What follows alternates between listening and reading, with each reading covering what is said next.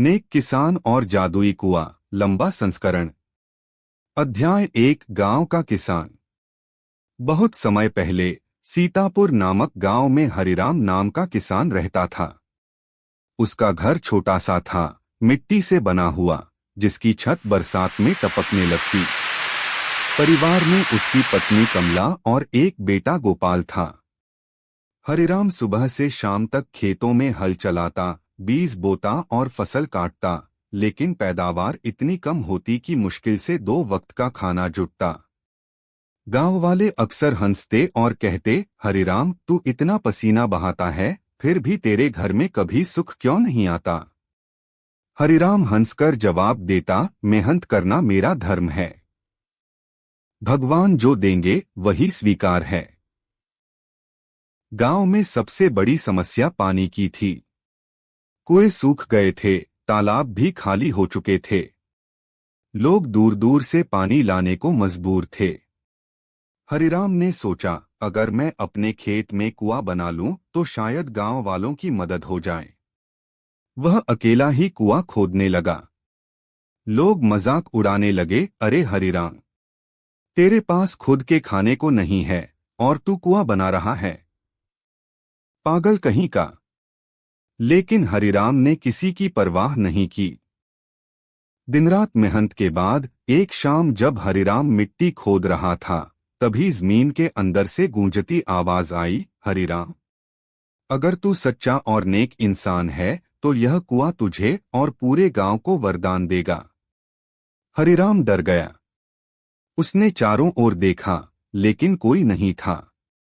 तभी मिट्टी हटते ही अचानक साफ और मीठा पानी फूट पड़ा। हरिराम खुशी से चिल्लाया, वाह, भगवान ने हमारी सुन ली। गांव वाले दौड़ते हुए आए। सबने कुएं का पानी चखा। वह इतना मीठा था कि सब आश्चर्यचकित रह गए। अचानक कुएं से फिर आवाज आई, यह कुआं सिर्फ सच्चे और नेकदिल लोगों के लिए है। अचानक कुएं से फिर आवाज आई, यह कुआं सिर्फ सच्चे और नेकदिल लोगों के लिए है। जो ईमानदार और मेहनती होगा, उसका घर खुशियों से भर जाएगा। लेकिन जो लालची होगा, यह पानी उसे बीमार कर देगा। गांव वाले एक दूसरे को देखने लगे। कुछ डर गए, कुछ खुश हो गए। अध्याय 5। लालचियों की हार। गांव में कुछ लोग बहुत लालची थे। वे रात में चोरी छिपे पानी लेने आए। उन्होंने सोचा, अगर हम ज्यादा से ज्यादा पानी बेच देंगे तो अमीर बन जाएंगे। लेकिन जैसे ही उन्होंने पानी पिया, अगले ही दिन वे बीमार पड़ गए। उनका सारा धन भी धीरे धीरे खत्म हो गया। इसके विपरीत जो लोग ईमानदारी से काम करते थे, उनके खेतों में हरियाली छा गई।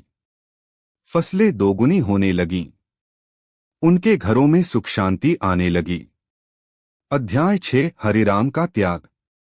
गांव वाले हरिराम के पास आए और बोले, भाई, तू चाहे तो इस कुएं को अपना कहकर पानी बेच सकता है, लेकिन तूने इसे सबके लिए खोल दिया। हरिराम बोला, यह कुआं भगवान का वरदान है। इसे बेचकर अमीर बनना लालच होगा। यह सबके लिए है, जैसे सूरज और चांद सबके लिए हैं।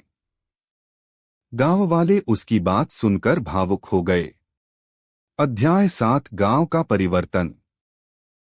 धीरे धीरे पूरे गांव की किस्मत बदल गई। खेतों में हरियाली लौट आई, तालाब पानी से भर गए। लोग अब बाहर से पानी ढोने नहीं जाते थे। गांव अब समृद्ध हो गया। लोग हरिराम को सम्मान देने लगे और उसे गांव का देवता कहने लगे। अध्याय 8। स्थायी सीख। हर माँ अपने बच्चों को यह कहानी सुनाकर कहती, बच्चों, देखो, मेहनत और ईमानदारी का फल हमेशा मीठा होता है। लालच करने वाले हमेशा खाली हाथ रह जाते हैं। हरिराम भले ही बड़ा अमीर नहीं बना,